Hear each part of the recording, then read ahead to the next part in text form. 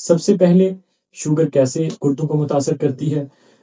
جب مسلسل ہمارے خون میں شوگر کی مقدار ہائی رہتی ہے تو یہ شوگر گردوں میں موجود خون کی نالیوں میں چپچپا پن پیدا کر دیتی ہے۔ یہی چپچپا پن جب وقت گزرنے کے ساتھ ساتھ ان نالیوں کو تنگ کر دیتا ہے، جس سے وہ نالیاں بند ہو جاتی ہیں اور ان میں دباؤ بڑھ جاتا ہے۔ اس دباؤ بڑھنے کی وجہ سے وہ نالیاں جنہیں ہم گلومیرولائی کہتے ہیں وہ لیک ہونا شروع ہو جاتی ہیں، جسے پروٹین یوریا کہا جاتا ہے، اور یہ گردے فیل ہونے کی سب سے پہلی علامت ہے۔ اس کے بعد اگر ہم بات کریں تو شوگر کے ساتھ بلڈ پریشر کا ہائی رہنا۔ جب بلڈ پریشر ہائی سے مراد یہ ہے کہ 140/90 سے اوپر رہنا۔ جب بلڈ پریشر ہائی رہتا ہے تو یہ بھی انہی خون کی نالیوں جن کی ہم نے پہلے بات کی ان پہ دباؤ بڑھاتا ہے، اور اس سے یہ نقصان ڈبل ہو جاتا ہے۔